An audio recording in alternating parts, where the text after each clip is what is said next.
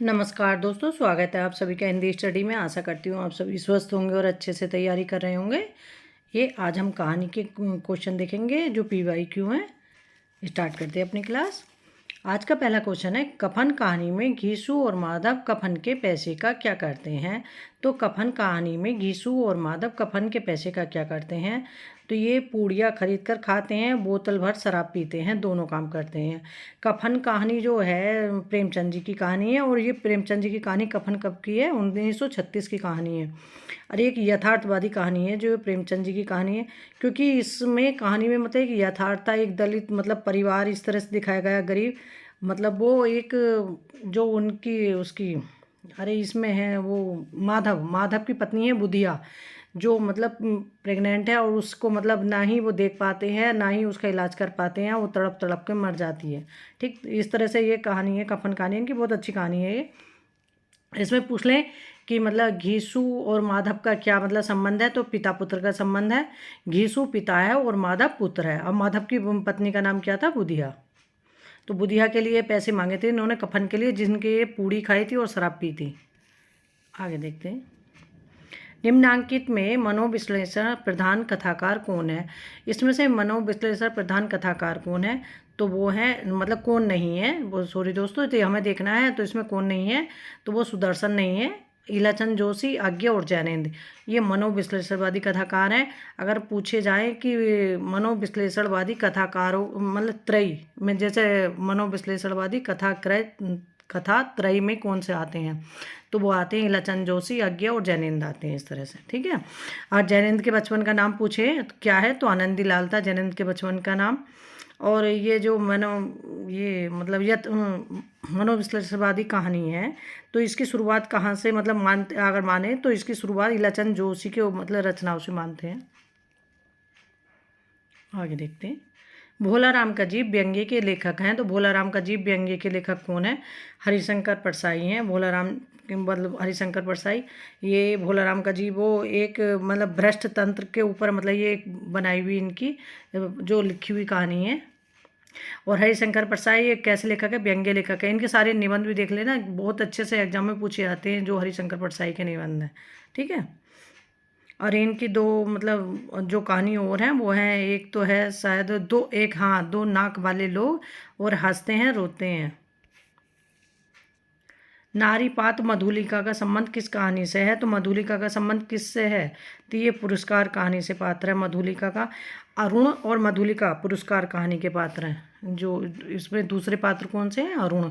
और पुरस्कार कहानी किसकी है, ये है जयशंकर प्रसाद की।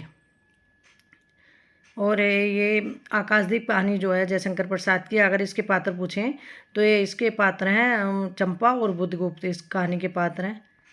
और मतलब इनकी जयशंकर प्रसाद की पहली कहानी कौन सी है, ग्राम, और अंतिम कहानी कौन सी है, सालवती है। और देवदासी कहानी जो है इनकी वो इंद्रजाल में संकलित है। देवदासी कहानी किस में संकलित है, इंद्रजाल में। आगे देखते हैं। नई कहानी आंदोलन के प्रमुख कहानीकार हैं, तो नई कहानी आंदोलन के प्रमुख कहानीकार कौन है, तो वो हैं मोहन राकेश और कमलेश्वर और राजेंद्र, ये तीनों नई कहानी के प्रमुख कहानीकार हैं। और इनकी मोहन राकेश की कहानी है जैसे एक और जिंदगी, मलबे का मालिक, जानवर और जानवर, परमात्मा का कुत्ता, ये सारी इनकी कहानियाँ पूछी जाती हैं। आगे देखते हैं। हिंदी की प्रसिद्ध कहानी कसाईवाड़ा के लेखक हैं, तो हिंदी की प्रसिद्ध कहानी कसाईवाड़ा के लेखक कौन है, तो वो है शिव मूर्ति, जो कसाईवाड़ा के लेखक हैं।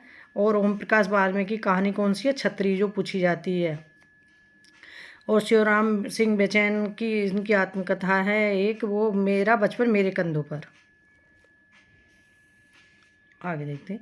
इनमें से आचार्य शुक्ल के अनुसार कौन सी हिंदी की पहली कहानी मानी जाती है, तो आचार्य शुक्ल के अनुसार हिंदी की पहली कहानी कौन सी मानी जाती है, तो वो तो इंदुमती मानी जाती है आचार्य शुक्ल के अनुसार।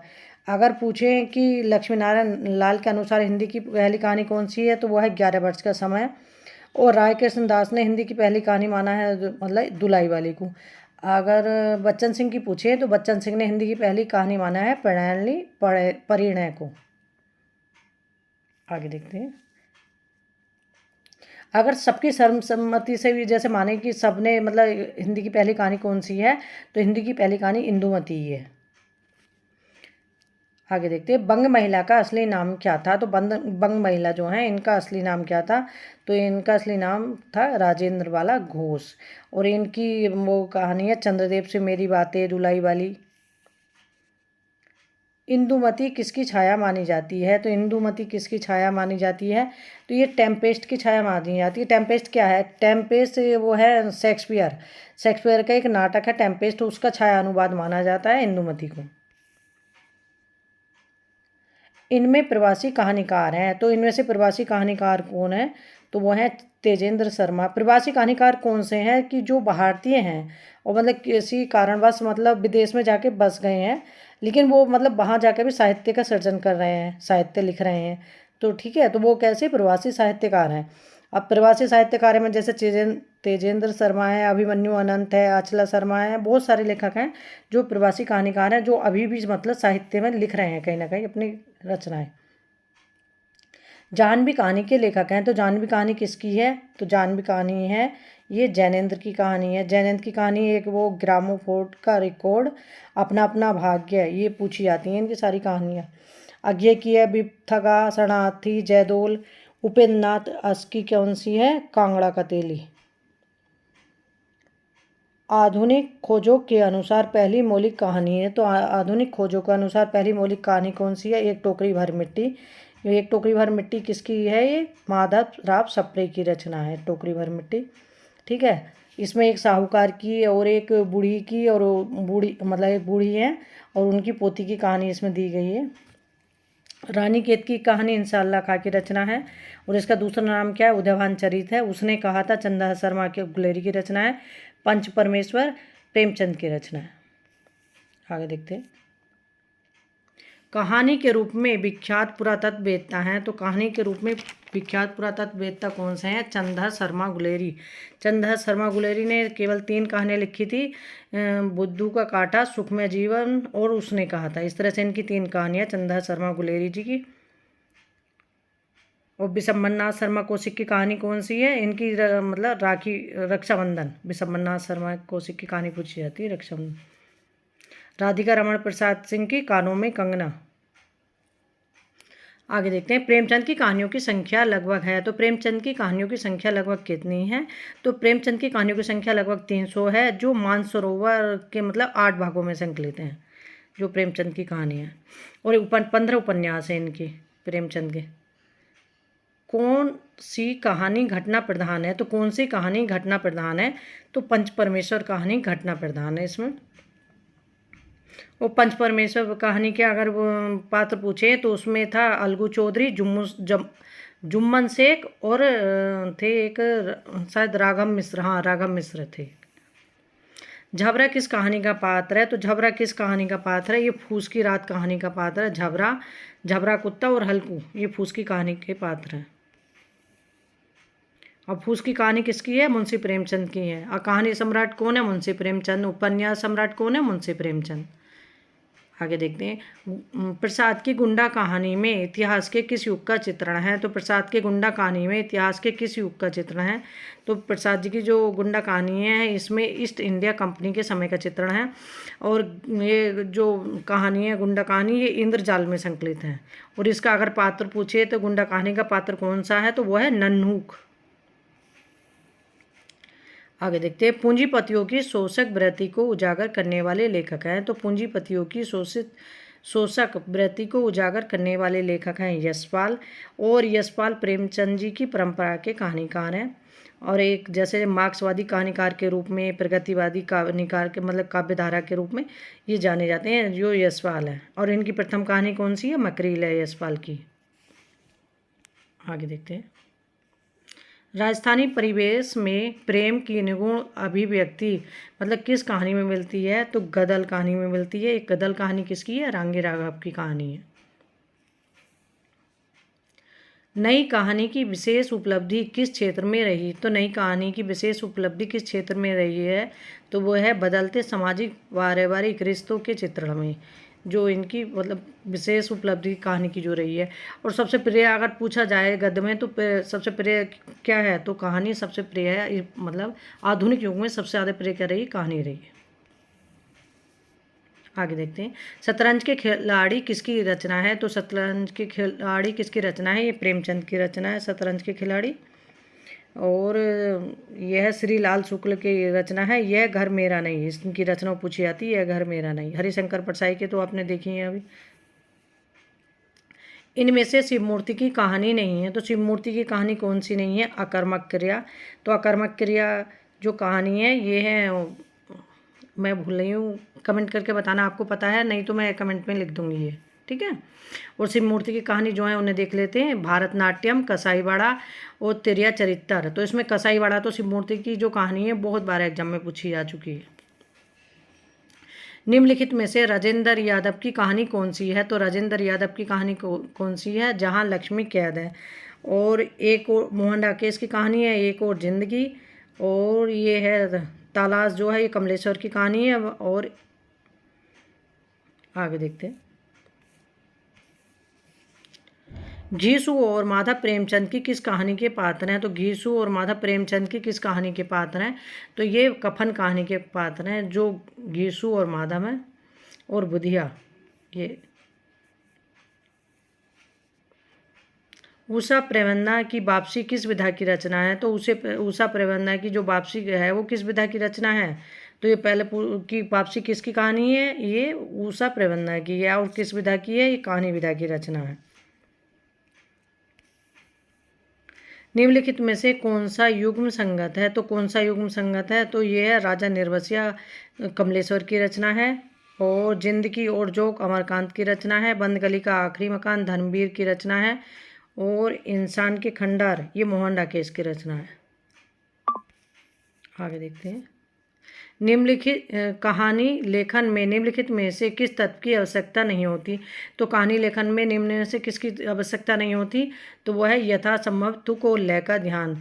तुक और लय का ध्यान किस में रखा जाता है? काव्य में, वो भी छंद पढ़ते समय, ठीक है। तुक लय गति ये सब किसमें? काव्य में ध्यान रखा जाता है। जो मतलब कहानी में ध्यान रखा जाता है या आवश्यकता होती है वो है भाषा शैली और प्रस्तुति की मौलिकता, अनुभव और संवेदना की प्रामाणिकता, वर्णनात्मकता और संवाद। आगे देखते हैं, निम्नलिखित में से किस कहानी के रचनाकार निर्मल वर्मा है? तो किस कहानी के रचनाकार निर्मल वर्मा है? तो वह है लंदन की एक रात, ये निर्मल वर्मा की रचना है। और वापसी उषा प्रेवन्ना की रचना है।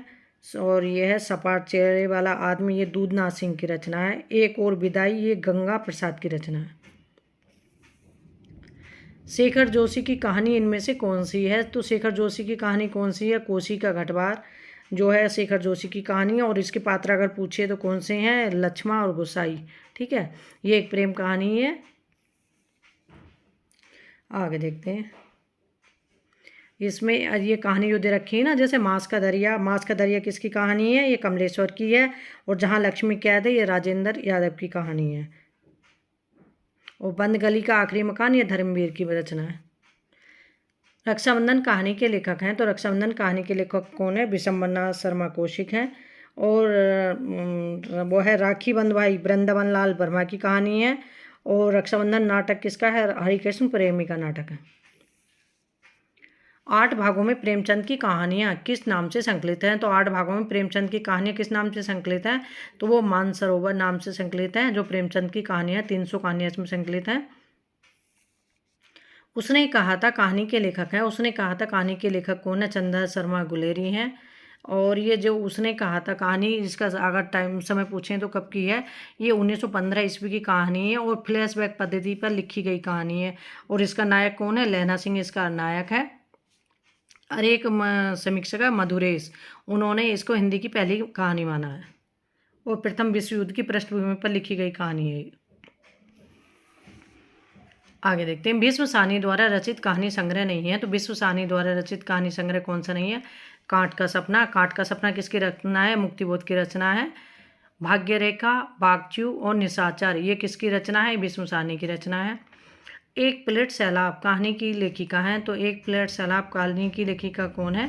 तो वह है मन्नू भंडारी। और उषा प्रेमंदा की रचना है जिंदगी और गुलाब के फूल।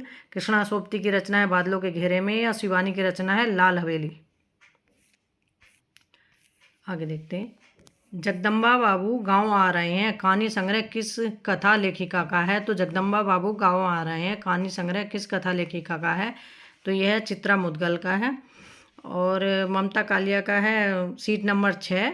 मैत्रेयी पुष्पा ने लिखे हैं चिन्हार ललमनिया गोमा हस्ती है। राजी सेठ की कहानी है तीसरी हथेली। ठेस कहानी के लेखक हैं, तो ठेस कहानी के लेखक कौन है? फणीश्वर नाथ रेणु है। और इनकी रसप्रिया एक फणीश्वर नाथ रेणु की कहानी। और रसिक प्रिया किसकी है? केशवदास की रचना है। 11 वर्ष का समय कहानी के लेखक हैं, तो 11 वर्ष का समय कहानी के लेखक कौन है? ये है रामचंद्र शुक्ल हैं। आज्ञा की शरणदाता कहानी किससे संबंधित है? आज्ञा की शरणदाता कहानी किससे संबंधित है? यह है विभाजन की विभीषिका से, जो मतलब विभाजन से संबंधित कहानी है। विभाजन से संबंधित कहानियाँ मैंने डाल भी दी हैं, उन्हें देख लेना। ये या तो शॉर्ट बना के डाली है मैंने, या फिर शायद को उसमें डाली है। तो भारत पाक विभाजन से संबंधित कहानियाँ इस तरह से। निम्नलिखित में से कौन सी कहानी प्रेमचंद की नहीं है? तो कौन सी कहानी प्रेमचंद की नहीं है? तो इसमें पुरस्कार कहानी प्रेमचंद की नहीं है, जयशंकर प्रसाद की कहानी है। आकाशदीप, इंद्रजाल, ये पुरस्कार कहानी किसकी है? तो ये जयशंकर प्रसाद की है। आभूषण, लांछन, सत्याग्रह किसकी कहानी है? प्रेमचंद की है। सुनंदा जैनेन्द्र की किस कहानी का पात्र है? तो सुनंदा जैनेन्द्र की किस कहानी का पात्र है? तो वो पत्नी कहानी के पात्र है सुनंदा जो है। जयशंकर प्रसाद की महुआ कहानी किसके बारे में है? तो जयशंकर प्रसाद की महुआ कहानी किसके बारे में है? तो ये एक शराबी के हृदय परिवर्तन के बारे में इसमें दिया गया है, जो महुआ कहानी है। आज्ञा की शरणदाता कहानी में किसका वर्णन किया गया है? तो आज्ञा की शरणदाता कहानी है, इसमें किसका वर्णन किया गया है? ये सांप्रदायिकता विरोध कहानी है, जो शरणदाता है आज्ञा की। आगे देखते हैं। किस रचनाकार की कहानी माया दर्पण पर फिल्म बनी, जिसे 1973 का सर्वश्रेष्ठ फिल्म हिंदी फिल्म का पुरस्कार प्रदान किया गया? तो जो माया दर्पण फिल्म बनी वो मतलब किसकी रचना पर बनी? तो उसे निर्मल वर्मा की रचना थी माया दर्पण जो है, जिस पर फिल्म बनी। समुद्र संतरण कहानी के रचयिता हैं, तो समुद्र संतरण कहानी के रचयिता कौन है? ये जयशंकर प्रसाद हैं। जयशंकर प्रसाद और प्रेमचंद, सारी कहानी देख लेना। जैनेन्द्र, यशपाल, आज्ञा, इलाचंद जोशी, उपेंद्रनाथ अस्क, मतलब गिने चुने जो लेखक हैं इनकी कहानी तो देखनी है। ठीक है। निम्नलिखित में से कौन सा कहानी संग्रह ममता कालिया का नहीं है? तो कौन सा कहानी संग्रह ममता कालिया का नहीं है? आकाशदीप। आकाशदीप जयशंकर प्रसाद का है। अगर जैसे ऐसे क्वेश्चन आते हैं, अगर मान लो तुम्हें किसी लेखक के जैसे जयशंकर प्रसाद के याद हैं, प्रेमचंद के याद हैं, तो तुम आसानी से समझ जाओगे तो ये किसका है। तो जो नहीं है उस पर अपना आसानी से टिक लगा लेते हैं। अगर हमें कुछ लेखकों के तो आसानी से ऐसे ही हम क्वेश्चन छांटना सीख जाते हैं कि मतलब याद हो गई तो हाँ ये उनकी है, तो ये इनकी नहीं हो सकती। ममता कालिया की हैं कौन सी रचना? मुखौटा, छुटकारा, प्रतिदिन किसकी है? ममता कालिया की कहानी। दुलाई वाली कहानी किस रचनाकार द्वारा लिखित है? तो दुलाई वाली कहानी किस रचनाकार की है? बंग महिला की है।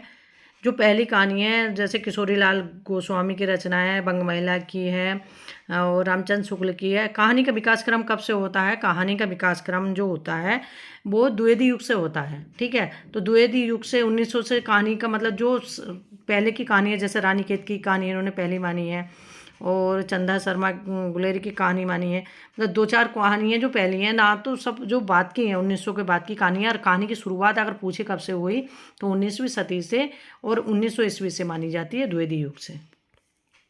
आगे देखते हैं। किस रचनाकार की कहानियाँ बादलों के घेरे नामक संग्रह में संकलित हैं? तो किस रचनाकार की कहानियाँ हैं जो बादलों के घेरे नामक संग्रह में संकलित हैं? वो कृष्णा सोपती की। निम्नलिखित में से कौन सी शेखर जोशी की रचना नहीं है? तो शेखर जोशी की रचना कौन सी नहीं है? नए पत्ते नहीं है। जो शेखर जोशी की रचना है उसे देख लेते हैं। सात के लोग, हलवाला, एक पेड़ की याद, ये शेखर जोशी की रचना है। झबरा कुत्ता का वर्णन प्रेमचंद की किस कहानी में किया गया है? तो झबरा कुत्ता का वर्णन प्रेमचंद की किस कहानी में किया गया है? फूस की रात में। देखो फूस की रात से पहले भी क्वेश्चन टीजीटी पीजीटी में आया है शायद, और केबीएस में भी आया है, और ये दिल्ली वाले के उसमें भी आया, जो DSSB वाला। ठीक है। अब तो सबके में मतलब ऐसा नहीं कि जो कहानी है वो है तो जो मतलब अलग अलग आते हैं, जैसे यूपीटीजी, टीपीटीजी या केबीएस, एनबीआर, DSSS। सब में क्वेश्चन हिंदी वही है, सब में क्वेश्चन घूम फिर के वही आते रहते हैं आगे पीछे, लेकिन थोड़ा सा अपना रखोगे ज्ञान। जैसे इसमें मेन चीज़ ये रखो क्वेश्चन में, अब इसकी मतलब रचनाएं पूछ ले तो क्वेश्चन में अगर रचना वो आ गई तो वो महत्वपूर्ण हो गई, क्योंकि वो अगली बार पूछ सकते हैं कि ये रचना किसकी है। ठीक है, इस तरह से। और नवक का दरोगा किसकी रचना है? ये प्रेमचंद की रचना है। आज के लिए इतना ही। और ये जो कहानी का है, मतलब कहानी में अगर पूछा जाए कि कहानी का उद्भव विकास कब से हुआ, तो द्विवेदी युग से हुआ। और कहानी का मतलब महत्व, मतलब कहानी के महत्व को सबसे अधिक मतलब बढ़ाया किसने, किस पत्रिका ने? तो वो सरस्वती पत्रिका की महत्वपूर्ण भूमिका रही इस जो कहानी को आगे बढ़ाने में। और एक प्रेमचंद ने कथन कहा था, वो कहा था प्रेमचंद ने कि सबसे उत्तम कहानी वह है जिसका आधार किसी मनोवैज्ञानिक सत्य पर होता है, तो वो सबसे अच्छी कहानी होती है, प्रेमचंद जी का मानना है। प्रेमचंद जी पहले यथार्थवादी परंपरा के कहानीकार थे, लेकिन ना सॉरी दोस्तों, पहले आदर्शवादी कहानीकार मतलब परंपरा के थे, फिर वो मतलब यथार्थवादी हुए। तो उनसे क्वेश्चन अगर पूछें कि मतलब देखे ऑप्शन में कि आदर्शवादी, यथार्थवादी, आदर्शमुख या आदर्शवादी यथार्थमुख, तो प्रेमचंद जी जो थे वह आदर्शवादी यथार्थ उन्मुखवादी कवि कहानीकार थे। ठीक है, पहले उन्होंने आदर्शवादी कहानी लिखी, फिर यथार्थवादी कहानी लिखी थी बाद में प्रेमचंद ने लिखी थी। ठीक है, इस तरह से अपने आज की कहानी के क्वेश्चन कंप्लीट हो गए। मिलते हैं अगली वीडियो में, तब तक के लिए धन्यवाद। और लगातार अभ्यास, प्रैक्टिस और प्रयास करते रहो, क्वेश्चन जरूर करना।